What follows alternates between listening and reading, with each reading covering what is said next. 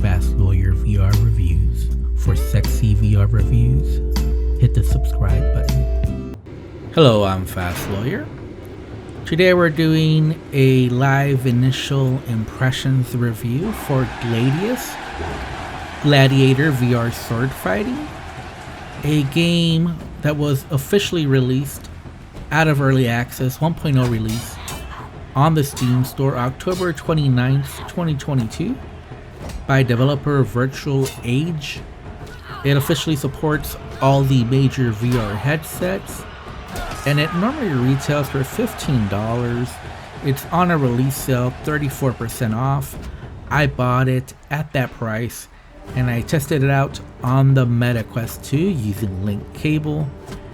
Gladius is a VR arena fighter, similar to games like Gorn, which is probably the OG, Blade and Sorcery, Hellsplit Arena, The Swordsman, Until You Fall, although Until You Fall is more like a rhythm mixed with arena fighter. It's a little different, and it's a little bit like also some of the online multiplayer arena fighters, you know, like Swords of Gara.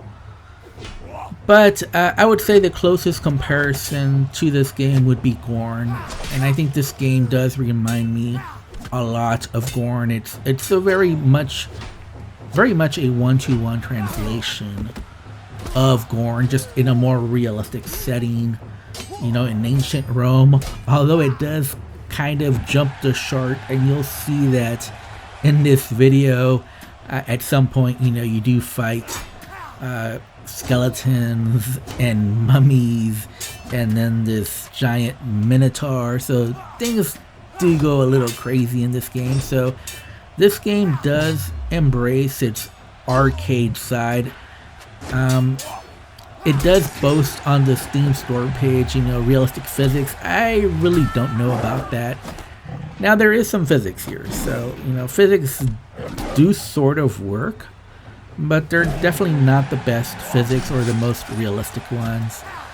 If you played Blade and Sorcery or Hellsplit Arena, then, you know, there's definitely better arena fighters in VR, and this is definitely a notch or two below those, but it's still a very fun arena fighter, especially for the budget price. So, you know, like I said, I bought this on sale, so a little less than $10, and at that price I can definitely recommend this game because it is silly fun, cheap fun, but it is fun, and there are some positives about this game that I do want to talk about. So the first thing is there's lots of weapons to unlock, and one of my favorites was the scythe here. That was the first weapon I unlocked, and the reason that I unlocked it is because it said that with this weapon you're more likely to dismember body parts. So I was like, yeah, that's the weapon that I need. It's not the best weapon, so the scythe is not easy to use. You do have to two-hand this weapon. Technically, you can swing with one hand, but it's just not very effective with one hand. So you do need two hands to make it an effective weapon. The harder you swing, the more force you will have. So, you know, it is somewhat realistic. It's not totally arcade. So, you know, you do have to make some hard swings. You do have to maintain a distance to use the scythe effectively. And then you can just totally dismember all kinds of body parts. You can take off heads, dismember arms, legs. You can do all kinds of crazy stuff. And here the two-handed mace is probably one of the better weapons, if not the best. That's because it's good against armor. So as you can see, there are several enemies that are armored, and the mace is just very good against them. The mace is another two-handed weapon, but it's just so good that, you know, I just forego the shield, you know, but the mace is just very powerful, hits like a truck, and then it's also good against armor. So yeah, it's just one of the better weapons you can use. The katana is probably the most fun for me. It's very quick weapon. You know, you can make some really quick swings. You can actually one-hand the katana, and it's just as effective. So you'll see me here mostly two-handing it, and you can two-hand it. I just basically did it because I thought that was more realistic. You know, I think the katana is a weapon that you'll mostly two-hand in real life, but in this game you can one-hand it, and you can use a shield if you want with it, but I like two-handing it just because, you know, it's more fun. You know, just do a little ninja role-playing or a little samurai role-playing. But this is a fun game. It's silly, but there are some weaknesses in this game, and the thing is, you can cheese a lot of the enemies, so that's the main problem with this game. Sure, you can parry, you can block, but at the end of the day, that's the long way to kill enemies. Basically, you can just swing like a madman in this game, and you'll bring down most enemies. Just because, like I said, the physics just isn't really there. It's not on par with House Split Arena, or Blade and Sorcery, or even the Swordsman. I think even the Swordsman is something better than this. So it's definitely not in the upper echelon of the VR arena fighters, but it's still fun in its own way. You know, this is silly arcade action, and I did have fun.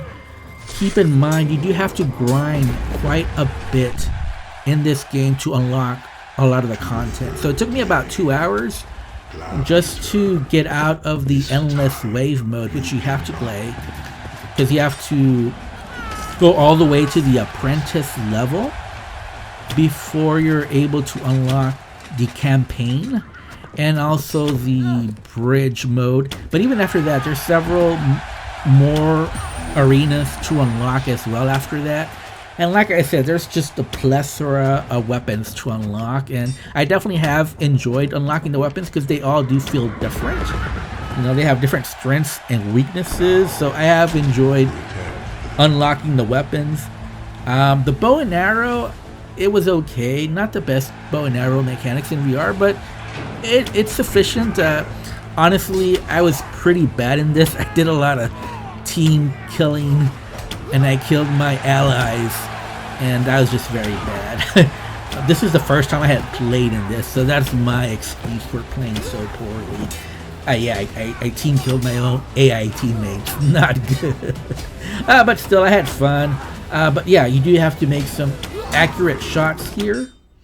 So yeah, this might be something that holds you back as far as your progress in the campaign. Now, there are mods in this game. That's a very cool aspect of this, and you can this is already in the game, so there's no mods to download for this for the lightsaber, although this particular arena is a mod that you download from the game.